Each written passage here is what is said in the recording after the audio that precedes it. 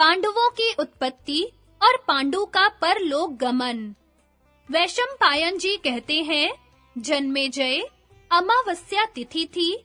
बड़े-बड़े ऋषि महर्षि ब्रह्मा जी के दर्शन के लिए ब्रह्मलोक की यात्रा कर रहे थे।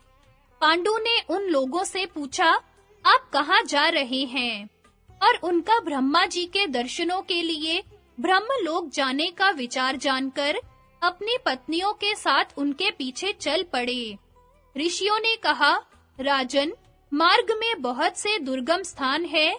विमानों की भीड़ से ठसाठस भरी अप्सराओं की क्रीड़ा भूमि है।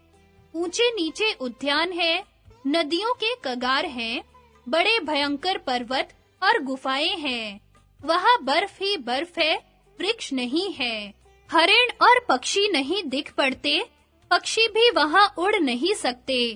केवल वायु जाता है और सिद्ध ऋषि महर्षि जाते हैं। ऐसे दुर्गम मार्ग से राजकुमारी कुंती और माद्री कैसे चल सकेंगी? आप अपनी पत्नियों के साथ यह यात्रा स्थगित कर दीजिए। पांडु ने कहा, मैं समझता हूँ कि संतानहीन के लिए स्वर्ग का द्वार बंद है। यह बात सोचकर मेरा हृदय जल रहा है।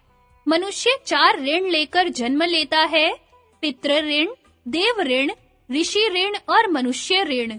यज्ञ से देवता, स्वाध्याय और तपस्या से ऋषि, पुत्र तथा श्राद्ध से पितृ एवं परोपकार से मनुष्य का ऋण उतरता है। मैं और सब ऋणों से तो मुक्त हो गया हूँ, परंतु पितरों का ऋण मेरे सिर पर है।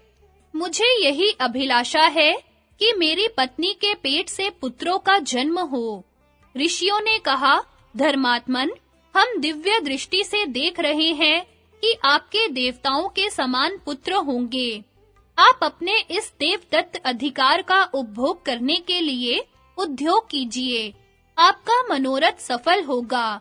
पांडु ऋषियों की बात सुनकर चिंतित हो गए। वे जानते थे कि किंदम ऋषि के शाप के कारण मैं स्त्री सहवास नहीं कर सकता। अब महर्षि गण वहां से चले गए थे।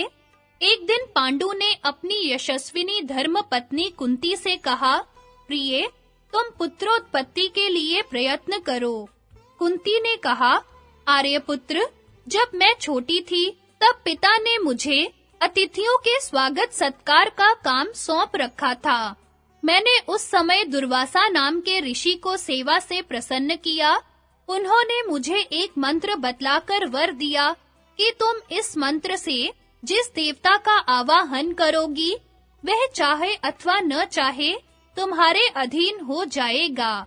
आपकी आज्ञा होने पर मैं जिस देवता का आवाहन करूंगी, उसी से मुझे संतान होगी।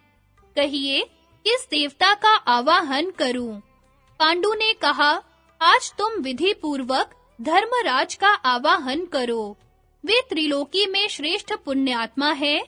उनसे जो संतान होगी, वह निस्संदेह धार्मिक होगी। उनके द्वारा प्राप्त पुत्र का मन अधर्म की ओर कभी नहीं जाएगा। तब कुंती ने धर्मराज का आवाहन किया और उनकी पूजा करके वह मंत्र जपने लगी। उसके प्रभाव से धर्मराज सूर्य के समान चमकीले विमान पर बैठकर कुंती के पास आए और मुस्कुराकर बोले, कुंती, बता मैं तुझे क्या वर दूं? कुंती ने भी मुस्कुराकर कहा, मुझे पुत्र दीजिए। तदनंतर योग मूर्तिधारी धर्मराज के संयोग से कुंती को गर्भ रहा और समय आने पर पुत्र उत्पन्न हुआ। उसके जन्म के समय शुक्ल पक्ष, पंचमी तिथि, ज्येष्ठा नक्षत्र और अभिजित मुहूर्त था। सूर्य था तुला राशि पर। जन्म होते ही आकाशवाणी ने कहा, यह बालक धर्मात्मा मनुष्यों में श्रेष्ठ होगा। यह सत्यवादी एवं सच्चा वीर तो होगा ही, सारी पृथ्वी का शासन भी करेगा।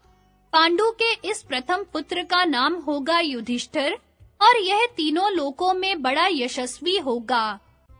कुछ दिनों के बाद राजा पांडु ने कुंती से फिर कहा, प्रिय, क्षत्रिय जाति बल प्रधान है, इसलिए ऐसा पुत्र उत्पन्न करो जो बलवान हो।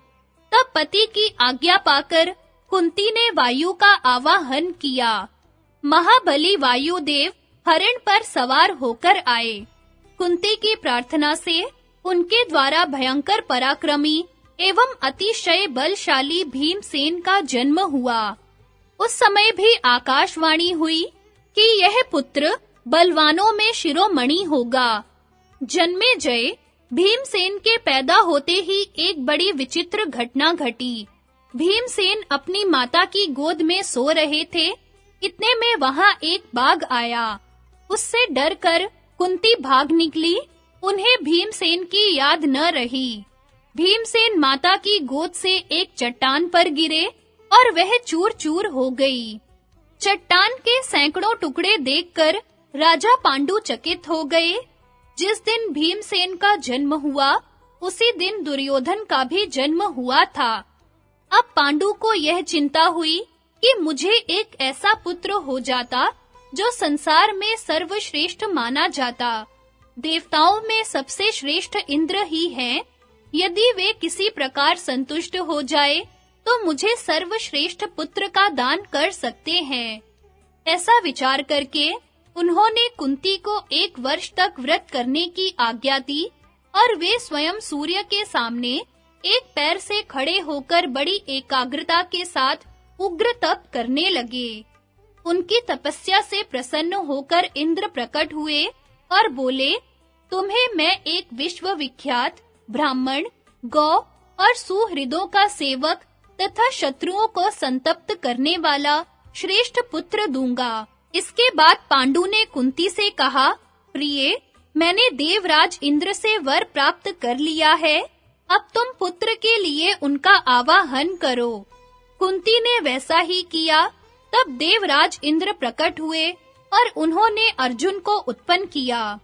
अर्जुन के जन्म के समय आकाशवाणी ने अपने गंभीर स्वर से आकाश को निनादित करते हुए कहा, कुंती, यह बालक कार्तवीर्य अर्जुन और भगवान शंकर के समान पराक्रमी तथा इंद्र के समान अपराजित होकर तुम्हारा यश बढ़ाएगा। जैसे विष्णु ने अपनी माता अदिति को प्रसन्न किया था, वैसे ही यह तुम्हें प्रसन्न करेगा। यह बहुत से सामंतों और राजाओं पर विजय प्राप्त करके 3 अश्वमेध यज्ञ करेगा। स्वयं भगवान रुद्र भी इसके पराक्रम से प्रसन्न होकर इसे अस्त्र दान करेंगे। यह इंद्र की आज्ञा से निवात कवच नामक असुरों को मारेगा और सारे दिव्य अस्त्र शस्त्रों को प्राप्त करेगा। यह आकाशवाणी केवल कुंती ने ही नहीं, आश्रम वासियों और समस्त प्राणियों ने सुनी। इससे ऋषि मुनि, देवता और समस्त प्राणी बहुत प्रसन्न हुए। आकाश में दुंदुभी बजने लगी, पुष्प वर्षा होने लगी। इंद्र आदि देवगण, सप्तऋषि, प्रजापति, गंधर्व, अप्सरा आदि दिव्य वस्त्राभूषणों से सुसज्जित होकर अर्जुन के जन्म का आनंदोत्सव मनाने लगे। देवताओं का यह उत्सव केवल ऋषि मुनियों ने ही देखा, साधारण लोगों ने नहीं। फिर एक दिन माद्री के अनुरोध करने पर पांडु ने कुंती को एकांत में बुलाकर कहा, तुम प्रजा और मेरी प्रसन्नता के लिए एक कठिन काम करो, उससे तुम्हारा यश हो। पहले लोगों ने भी यश के लिए बड़े-बड़े कठिन काम किए हैं। वह काम यही है कि माद्री के गर्भ से संतान उत्पन्न हो। कुंती ने उनकी आज्ञा शिरोधार्य करके माद्री से कहा, बहन, तुम केवल एक बार किसी देवता का चिंतन करो, उससे तुम्हें अनुरूप पुत्र की प्राप्ति होगी। माद्री ने अश्विनी कुमारों का चिंतन किया। उसी समय अश्विनी कुमारों ने आकर नकुल और सहदेव को जुड़वा उत्पन्न किया। दोनों बालक अनुपम रूपवान थे। उस समय आकाशवाणी ने कहा, ये दोनों बालक बल, रूप और गुण में अश्विनी कुमारों से भी बढ़कर होंगे।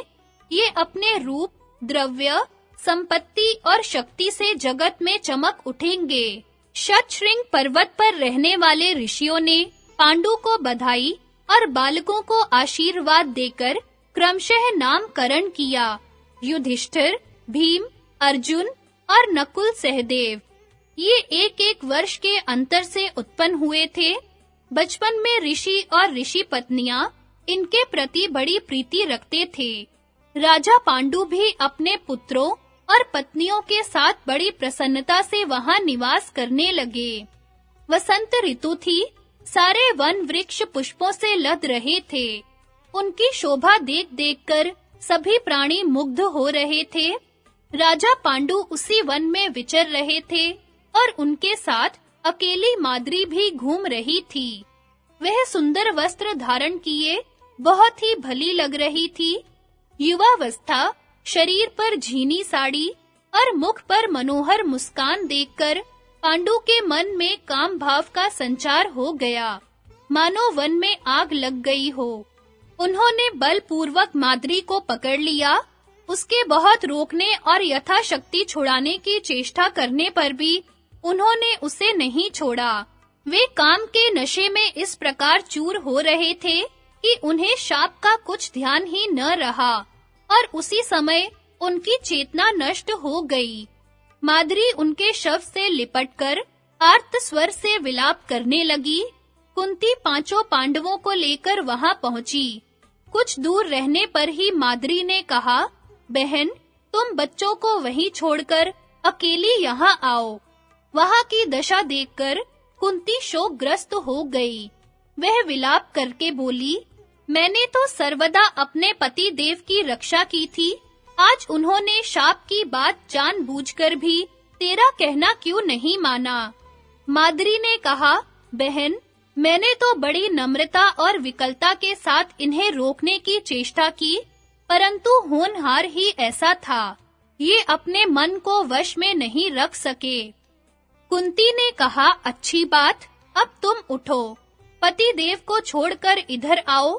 तुम इन बच्चों का पालन पोषण करो।